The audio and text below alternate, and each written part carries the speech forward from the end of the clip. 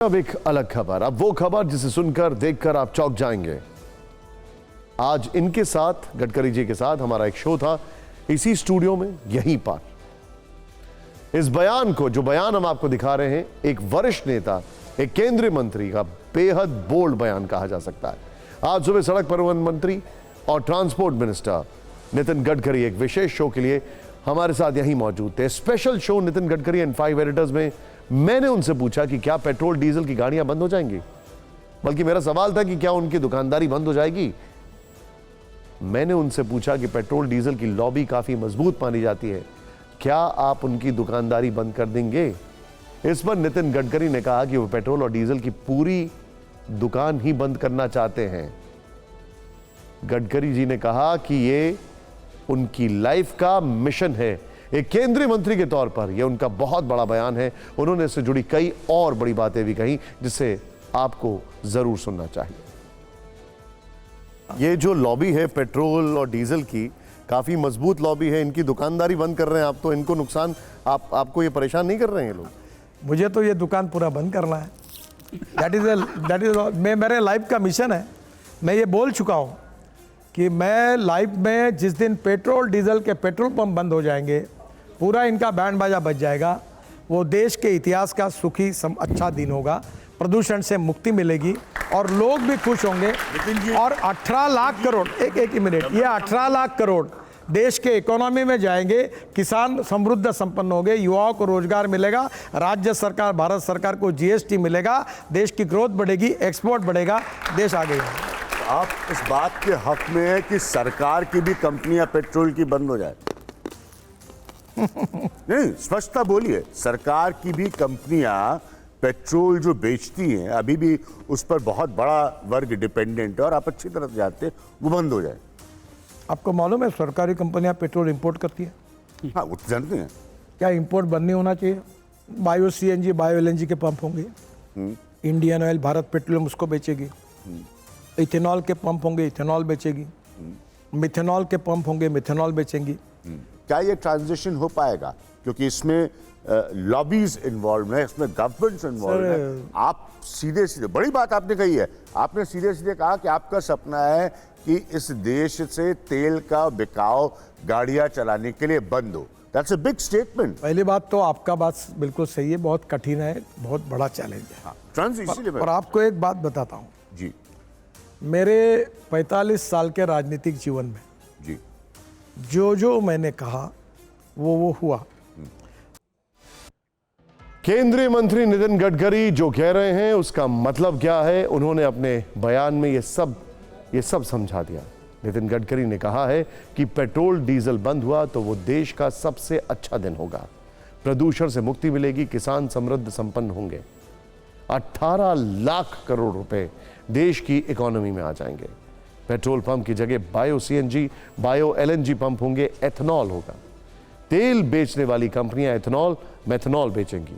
उन्होंने ये भी कहा कि IIT, engineering college startup research कर रहे हैं। भविष्य में ग्रीन हाइड्रोजन हमारे लिए ईंधन होगा। खासतौर से ये ट्रांसफॉर्मेशन ऑफ टेक्नोलॉजी है और विश्व के साथ दौड़ने के लिए ज़रूरी है।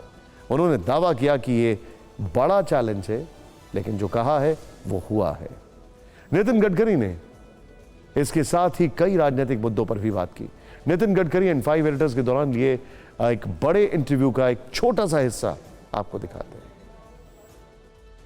मैं आपसे कुछ रैपिड फायर राउंड पूछूंगा वहां पर सर, और मैं रिक्वेस्ट करूंगा कि आप उसका जवाब जरूर दें, क्योंकि आप बेबाकी से राय रखते हैं। रैपिड फायर का पहला सवाल यहां पर प्ले ऑन करिए, जरा दिखाइए। हमारा पहला सवाल है, विकसित देश की कल्पना क्या है? विकसित देश की कल्पना क्या है? धर्मस्थल या आधारभूत ढांचा? देखिए, विकसित देश के साथ धर्मस्थान को जोड़ना गलत है। जब विकसित देश की बात कर रहे हो तो देश का विकास जो होता है वो आर्थिक प्रगति और विकास के मापदंडों पे होता है। अगला सवाल जरा प्ले करिए, हमारा अगला सवाल। और एक चुनना है सर, बेहतर प्रधानमंत्री कौन, अटल बिहारी वाजपेयी जी या नरेंद्र मोदी जी?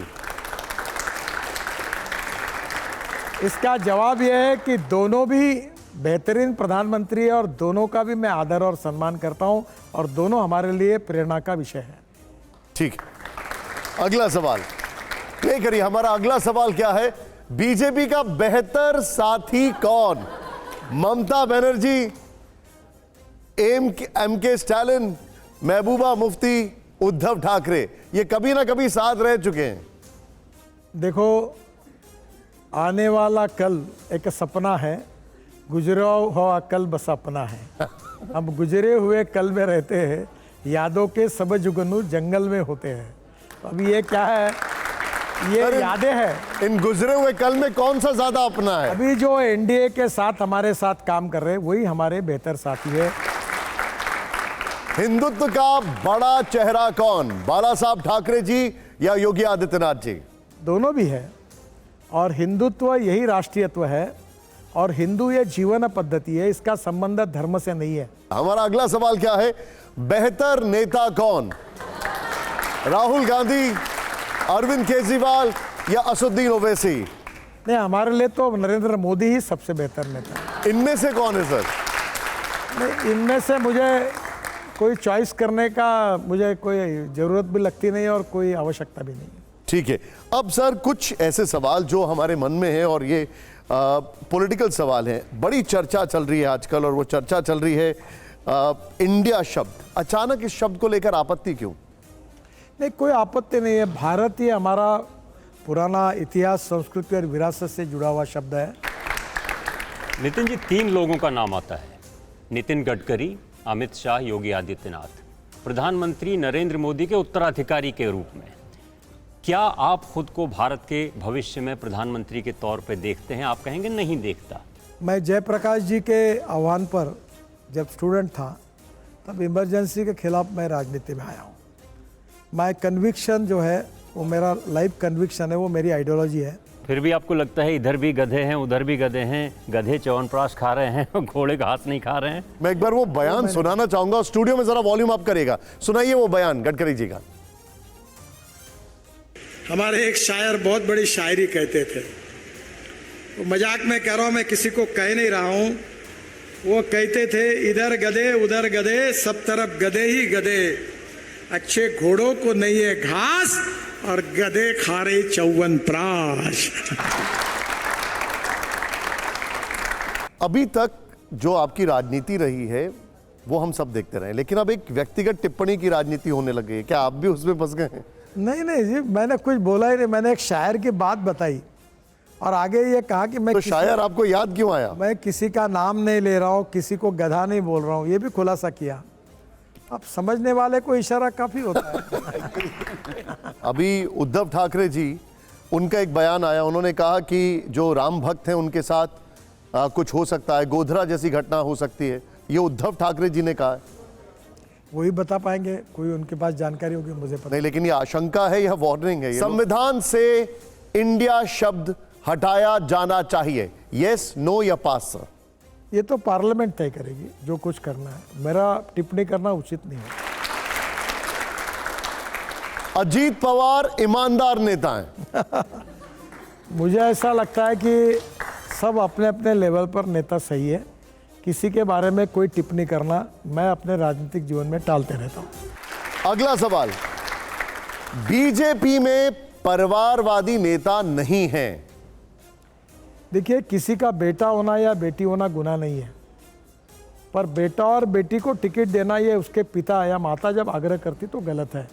अगला सवाल जरा यहां पर प्ले ऑन करिए।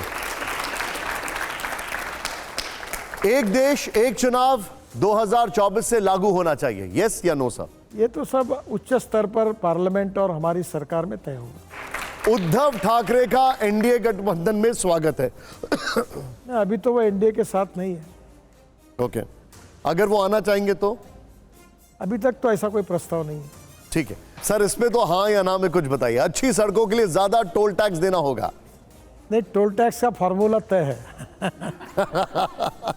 वो वैसे ही रहता है। ठीक है, नेक्स्ट सवाल। ये बहुत बड़ा सवाल है गडकरी जी। नितिन गडकरी नागपुर से 2024 का लोकसभा चुनाव लड़ना चाहते हैं। मैं बहुत अच्छे वोटों से चुन के आया हूँ। अगली बार अगर पार्टी टिकट देती है तो पिछला भी रिकॉर्ड तोड़ के अच्छे वोटों से चुन के आऊँगा। बहुत बहुत शुक्रिया, आपने हमारे लिए समय निकाला। Thank you very much. बहुत बहुत शुक्रिया sir, thank you very much. Thank you. Thank you so much Gadkari. ये पूरा इंटरव्यू हम आपको एक बार फिर दिखाएंगे, आप इसको जरूर देखिएगा। बहुत सारे खुलासे हैं, लेकिन किस तरीके से हम ग्रीन एनर्जी की तरफ बढ़ रहे हैं और जो हमारी गाड़ियों को लेकर सोच है उसमें कितना बड़ा परिवर्तन आने वाला है, इसके लिए ये इंटरव्यू आपको देखना जरूरी है।